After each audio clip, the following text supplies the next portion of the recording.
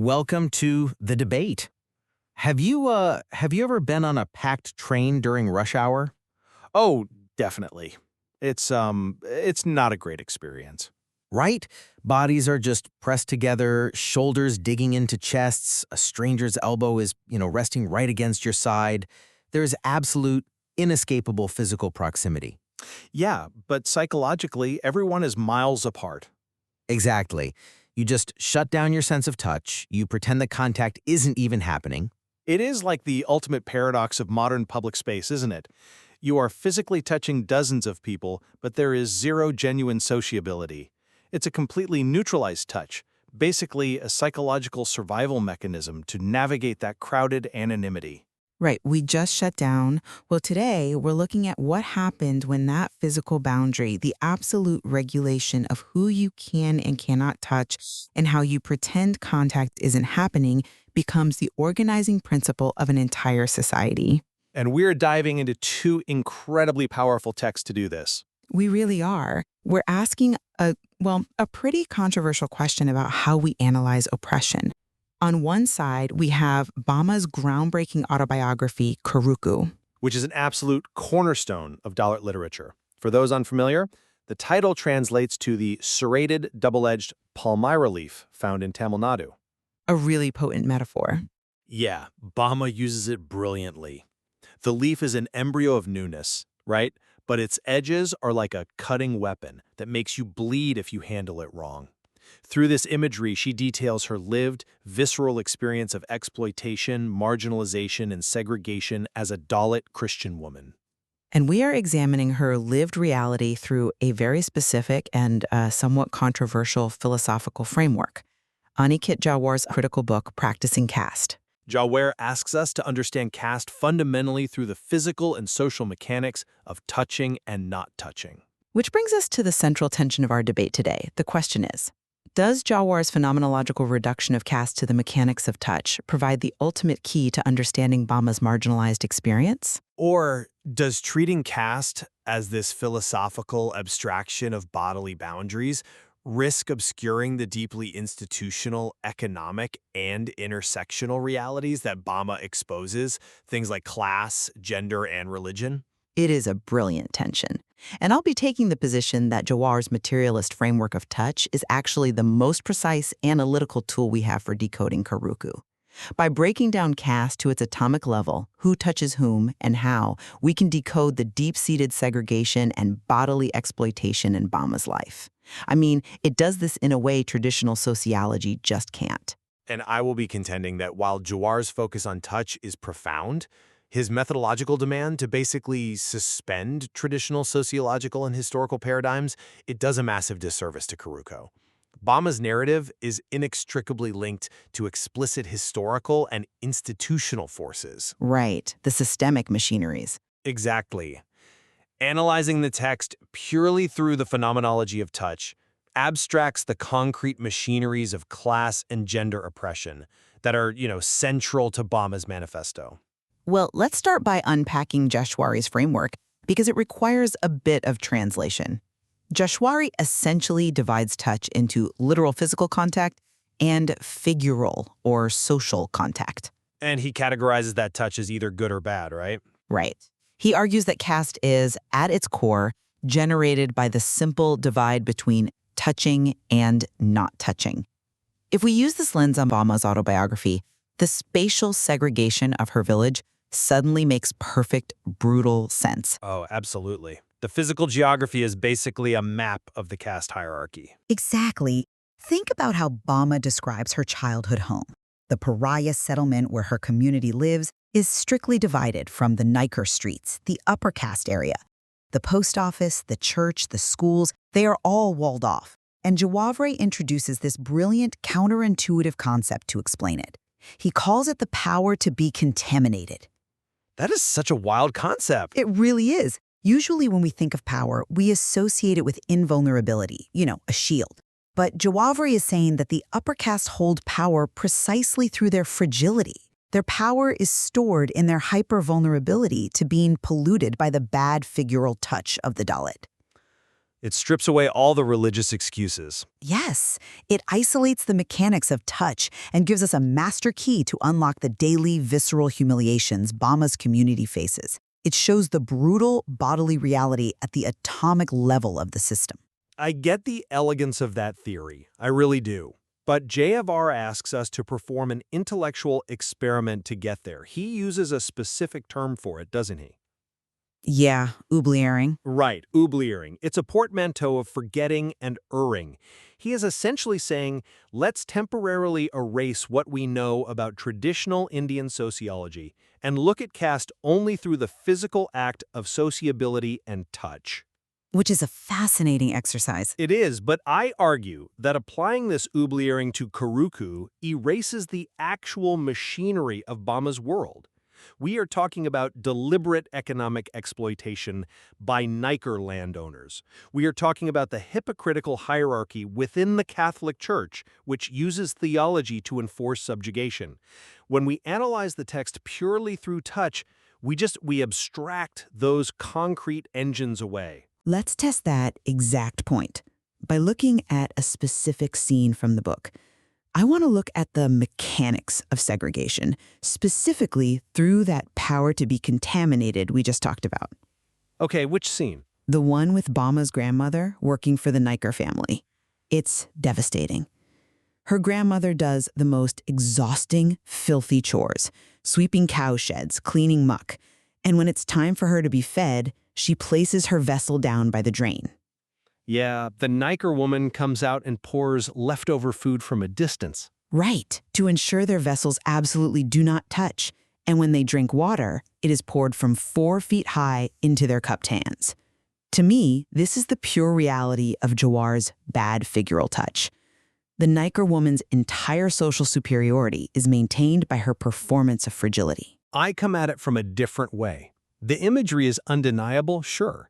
But if you frame this primarily as a physical boundary, you completely ignore the underlying engine of that boundary, which is economic enslavement.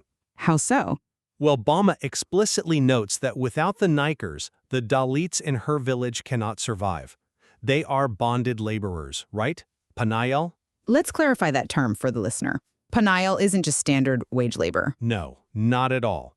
It is essentially indentured servitude that spans generations. They possess no land, no capital, just their bodies. When Bama asks her grandmother why she accepts this humiliating treatment, the water poured from 4 feet away, her grandmother replies, "These people are the Maharajas who feed us our rice.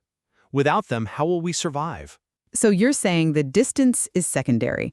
I'm saying the physical distance of the poor water isn't the root of the caste dynamic. It is merely a symptom of a larger macroeconomic system designed to extract cheap labor. The elaborate theater of not touching is a calculated mechanism to keep the laborers psychologically subjugated. If you focus only on the physical distance, you miss the more violent fact that a human being is being paid for backbreaking labor in discarded leftovers. I see why you think that, but let me give you a different perspective. Isn't the economic exploitation fundamentally enabled and maintained by the phenomenological reality of untouchability? How do you mean? Well, Jobert points out that the spatial segregation and the daily rituals of untouchability are what create the social distance required to treat a human being this way. Imagine if the knocker woman allowed her vessel to touch the grandmother's vessel. If they shared a common sociability, the ideological justification for paying someone in leftovers collapses. They definitely reinforce each other. Right, the economic system relies on the physical regulations of touch. Without the daily bodily enforcement of the power to be contaminated, the bonded labor system couldn't sustain its moral rationalization. I hear that, but to say the economics are parasitic on the phenomenology feels inverted.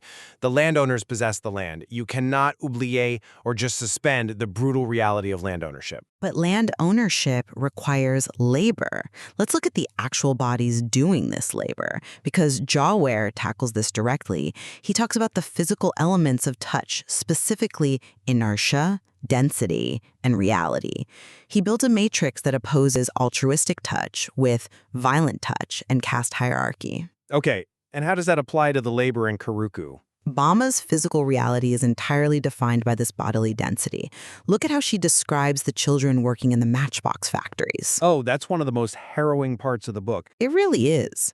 Children sent to factories instead of school, spending their entire day inhaling toxic chemical solutions. Or consider Bama herself, gathering firewood, physically bleeding from the Karukku leaves. Jawahre argues that caste is the material regulation of bodies. The fact that Dalit bodies are forced into the densest, most painful realities of literal touch, that is precisely how caste hierarchy violently opposes altruistic touch. I'm sorry, but I just don't buy that. Let me tell you why. Jawahre's matrix completely falls apart when you look at gender. Really? Falls apart? Completely. If it's just about the density of labor and physical exhaustion, why are the women in Bama's village paid significantly less for doing the exact same grueling agricultural work as the men? Bama is not just writing about the Dalit body, she is writing explicitly about the Dalit female body. Jawahre's framework of bodily density doesn't account for wage theft based on sex. That is a fair distinction. And it goes beyond wages into spatial mobility. Bama writes about how the women in her community are forbidden from going to the cinema in the nearby town. Why? It's not the cost. It's the threat that upper caste men will pull them about. The threat of bad literal touch, sexual violence, is weaponized specifically against Dalit women to enforce spatial control. Right, the threat of violation. Exactly. Jawahre's model, while elegant, struggles to capture how gender operates as an inseparable axis from caste. The vulnerability of the Dalit woman's body to upper caste male violence transcends abstract philosophical categories. But wait, doesn't that actually prove Jawahre's point? He does address this. He explicitly categorizes rape and sexual exploitation as the extreme opposite of consensual altruistic touch. He does mention it, yes. Right. He notes that in societies where genuine sociality between castes is impossible, violation often takes its place. Bama's fear of the cinema is exactly the fear of the bad literal touch. The upper caste men weaponize physical contact to terrorize. Jawahre's matrix maps this perfectly. A grid might map the event of the touch, sure, but it doesn't explain the systemic complicity that allows it to happen without consequence. What do you mean by systemic complicity? Bama points out a horrifying hypocrisy. Upper caste men can violate Dalit women with absolute impunity. But if a Dalit man even looks at an upper caste woman, the retribution from the village is lethal. That asymmetry isn't just an event of bad touch. That is a massive institutional power dynamic protecting upper caste men while criminalizing Dalit men. You can't just call that a failure of altruistic touch.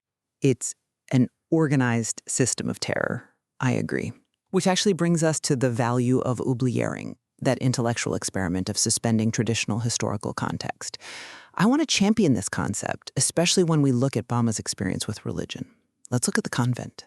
The convent chapters are fascinating. They are. Bama becomes a nun.